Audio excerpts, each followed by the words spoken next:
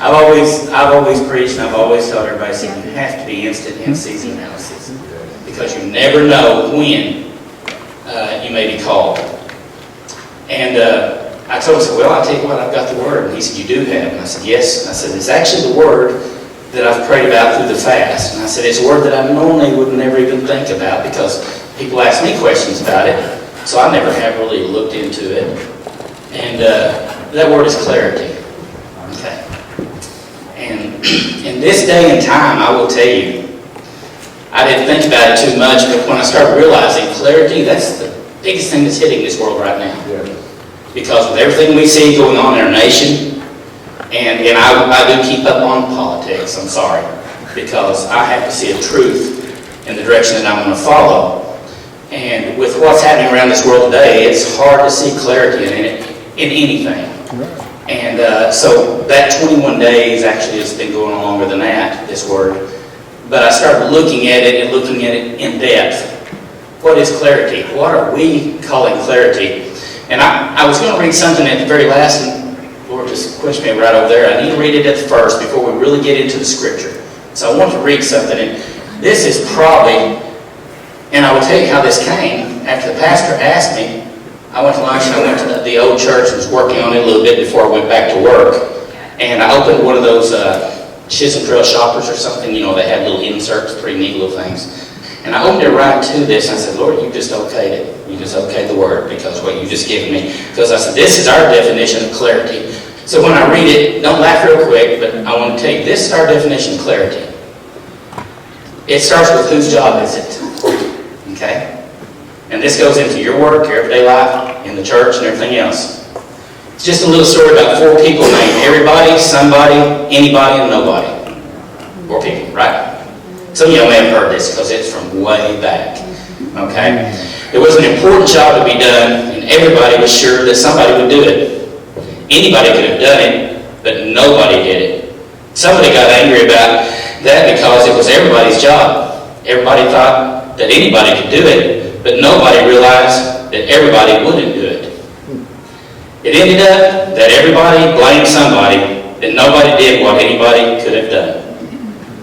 And I hate to say it, but that's pretty much our definition of clarity in this day. Because we're always waiting for someone else to do it. And that's when I started realizing, I said, my life, I've tried to pattern it to the place where I saw someone in need or something that's needed, I just go do it. I have been in trouble because I step on people's toes sometimes when I do that. Especially working for the government and working for the state and working, of course, back for the county, then for the city. So I've got 4 different agencies that pretty well covers this world that I work for. And if you've ever thought there was headaches, that is headaches. Never thought that would be my retirement job, but that's what it ended up. It will retire me, I can promise you that. This will be the final. But in doing that, I started realizing that's what I see in this government today. That's what I see in this world today. They're always expecting someone to do it, but then when someone does do it, I'm telling you what, you step on people's toes. And it does happen. We see that even in our nation today. So in doing that, I thought, well, this word clarity is going to work out pretty well. I need to look in it. Paul was one of the, to me, stood out amongst all when he started talking about clarity. So I'm going to actually take a whole chapter, okay? So don't run out yet. But in 1 Corinthians chapter 13, I want to talk a little bit about 1 Corinthians chapter 13. I'm going to read it. There's a verse in it that I want to take the whole text out of. There's 12 verses that God gave me through this fast. But this one verse stood out more than anything. And actually, it's been preached on a little bit in this church. It really has. But as I was looking into it, I dove into it a little bit deeper. And then I started realizing, God, there's more to this than what I really thought there was. So I'm going to start out with the very first verse. 1 Corinthians 13 and 1. It says, I may speak in different languages of people or even angels. Okay? And as we know that, we know exactly what that's done. And I'm using the new international version and all, but that's what we call speaking in tongues, right? Okay, then it goes on down and says, but if I do not have love, I'm only a noisy bell or a crashing cymbal. Sort of what we went with nobody, somebody, anybody. Okay? But and then it says, I may have the gift of prophecy, I may understand all secret things of God, and have all knowledge, and I may have a faith so great I can move mountains. But even with all these things, if I do not have love, then I am nothing. I may give away everything. I may have, and I may even give my body as an offering to be burned. But I gain nothing if I do not have love. Love is patient, love is kind, love is not jealous. It does not brag, and it is not proud. Love is not rude, it is not selfish, it does not get upset with others. Love does not count up wrongs that have been done. In fact, let me go right back over here, because what I'm reading out of is the New Century Version, and I had given her the New International Version, and it's a lot larger, and I tell you what, when you get my age, it makes it a lot easier to read when you blow it up real big out of the small one. So let me get right back there. Love never fails, but where there are prophecies, they will cease. Where there are tongues, they will be stilled. Where there is knowledge, it will pass away. For we know in part, and we prophesy in part, but when completeness comes, what is in the part disappears. When I was a child, I talked like a child. I thought like a child. I reasoned like a child. When I became a man, I put away those childish things behind me, and we've all heard that verse. Okay? But the 12th verse is where God had given me this, and I had to read this first part to help explain what we're getting ready to see here. Verse 12 is where I've taken my text from. For now we see only a reflection as in a mirror. Then we shall see face to face. Now I know in part, then I shall know fully, even as I am fully known. And now these three things remain: faith, hope, and love. But the greatest of these is love. Those verses, when I'm saying I'm taking that one text from there, that's what God had given me, that one verse. And I started thinking, I said, okay. I remember, I believe it's Brother David had passed on, our pastor had preached on it and everything. But when I started looking at it, I go into it a little deeper, and I went back what Paul was dealing with at that time. Even Paul taught in parables a lot of times. And so back at that time, they had they didn't have mirrors like we're talking about, but they had reflection. Metal, very brass, very shiny. And some of it was just not real clear, and it was sort of dim. So he was using that as part of it when he looked at himself. And Paul went into it a little deeper when he started thinking about it, because he was starting to talk, he mentioned these first verses about all these spiritual gifts. And sometimes just the spiritual gifts, when someone comes especially to a Pentecostal church, that alone sort of dims everything. They don't understand. Whenever I got saved, I sure didn't even understand it. And I started realizing that even we as a church causes confusion within us. The clarity is not just out in this world, but we have to have the clarity in the church. And how many times have you walked out of here, even though great message and all, and you were just sort of, okay, that was fantastic, but I don't understand a thing. Sometimes we have to realize that there's a lot more to it. When it mentioned about the things afterward, faith, hope, and love. Those three things, as I prayed and through the fast and all, I started realizing there's three things in our life that brings clarity to everything. And I never had to put those three words together on it. But to bring clarity, it takes three things: faith, hope, and love. Now this could go on for nights and nights, this one message right here. Because each one of those breaks down to a certain part that you have to have and use it for clarity. But tonight, I just want to speak on those three things. When we look in that mirror, and it seems very dim, and that's this world today as we look at it, we don't have a total understanding. And Paul, what he's trying to tell us in the last part of that, says, then we shall see face to face. That's not on this earth. That's when our walk of life, and when we have completed this life, that's true clarity face to face. So even though we pray and we want total clarity, there's a limitation to our clarity. And there's a reason for that. God, the disciples themselves, when they were sitting down and they had seen Jesus after he had been resurrected, and they were right there with him, walking the streets with him, and did not know who he was. Now they walked for 2 to 3 years with him through his ministry, but yet they did not recognize him. It wasn't clear. Jesus had a purpose in that. But whenever he sat down and started serving them, showing his love, and he broke bread with them, instantly, they knew who they'd been walking with right then. Instantly. The love that he showed. One form of clarity. When we show that love to one another, there's a form of clarity that comes to us. We start realizing that our lives does mean something, and we see, and I feel so good after I've helped somebody. I love that because the aftermath of it is I see things clearer. I realize that, Lord, thank you. That's just something you've allowed me to be able to do. But then I start realizing to do that, these disciples, when they walked with him all that time, their faith, if you really understand it, you really and study the disciples, you start realizing they had a lot of questions. Their belief was very wishy-washy. They loved seeing the miracles, but they were scared to death when the soldiers came. There was a lack of faith. They really didn't have a lot of clarity of truly who Christ truly was. A lot of them thought he was going to be a king. He's going to kill all the Romans, do away with them, and everything else. That's really what a lot of them thought. That's really what they thought about Christ. Being the Son of God, he had all power, all angels behind him. They weren't really clear. Even when the crucifixion took place, they were lost. They had no idea. They had just lost who they thought was going to stand up and take the Jewish nation back to the Jews. So they were lost. So the clarity wasn't there. But the one thing, after that, and when Christ came back, and he had to walk amongst them again. When they realized, when he broke that bread, the same thing he had done at that Last Supper that we did recognize this last Sunday morning. When they realized that, and they understood who it was, they had true clarity. They had to see him though, right? Okay? To understand it.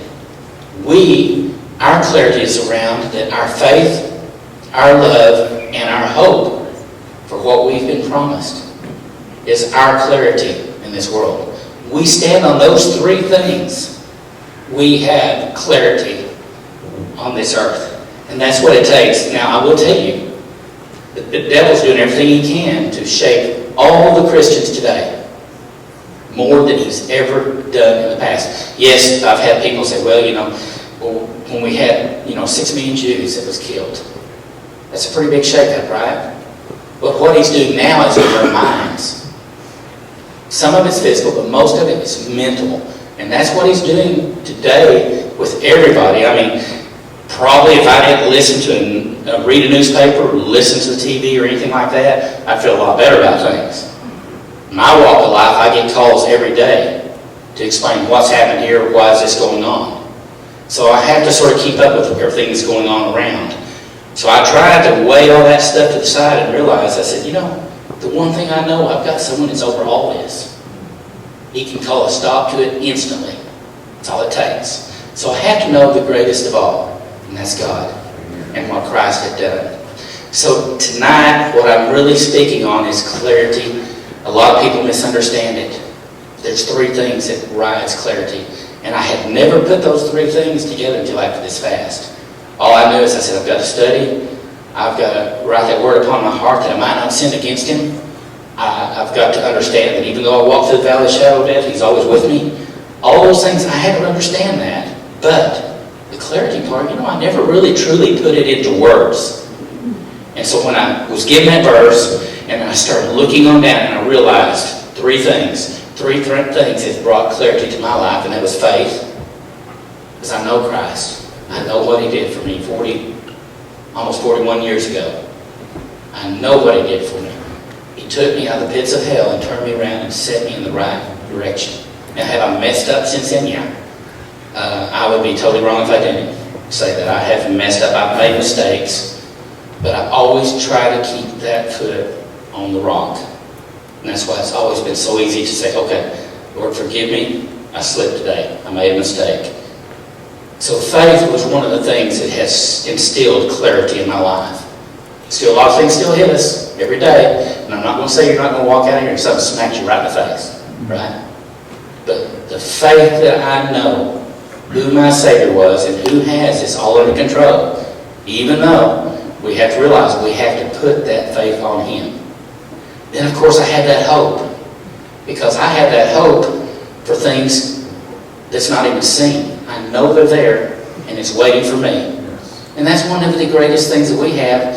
And I'm not trying to take anything away from our disciples that brought this word and all throughout history. But we have hope, and we have that faith. Even without seeing Christ face to face, we knew He was there. We knew what He did. Over 2,000 years ago, we know exactly the price that He paid. So with that faith and with that hope, and then the greatest of all these is what Christ said, and that was love. With that love, without that love, we have nothing. You can't have faith without love. You sure can't have hope without love. So what ties it all together is love. And with that, we realize in doing that, it mentions about we give our cloak to our neighbor. He doesn't have one. We do not let the homeless go homeless if we can help in any way. The ones that need food, we try to help them. And we've done this through this church, through missions through there. And traveling throughout Mexico, we've seen it done over and over. And we can't give them, we're blessed 1,000 times more than what we've done for them.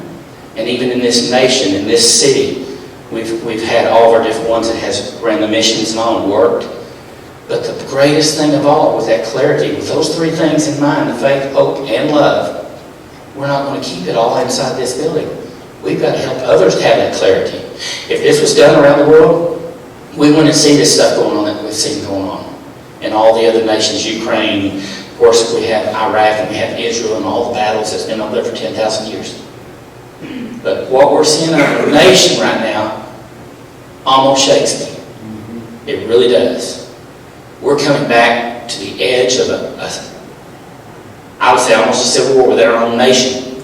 It's crazy, and it's good against evil.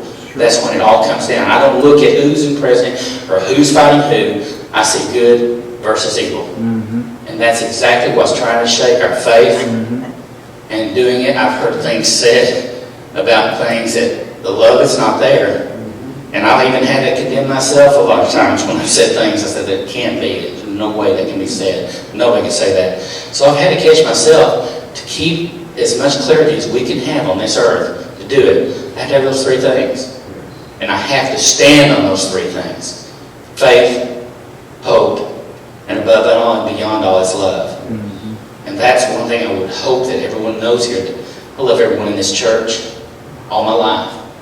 And that's what I've given my life to, is for this church. And that's when I realized that in doing that and doing what I can to do, and just what the pastor does, and everybody in here, what they do, working together to help this church grow. It's not necessarily the numbers, but yes it is. I've had people say it's not the numbers in the church. Yes it is. Because every seat that I see empty is another soul. It is about numbers. We should have the greatest numbers on the face of this earth. And all those sold out souls for Christ and warriors for Christ. So it is about numbers. I have no problem if I see this church plumb totally full. And like Pastor said, we'd have to go to 2-3 services a day. Fantastic. I'll be at all three of them. Whatever I can do. But let's realize one thing, and I want to explain that to you one more time, is what clarity truly is. I don't know if it's ever been explained very deeply, but if you have a chance to read that, dig into that verse, dig into that one chapter. Everybody thinks it's a love chapter. But you've got to understand, all it's explaining is about when it comes to that 12th verse, that reflection that we see dim. That's what we're not sure, but in this world we think, man, I just don't see well enough. If you have those three things, you're seeing what you need to see in this world. This world and things about it's not going to shake you.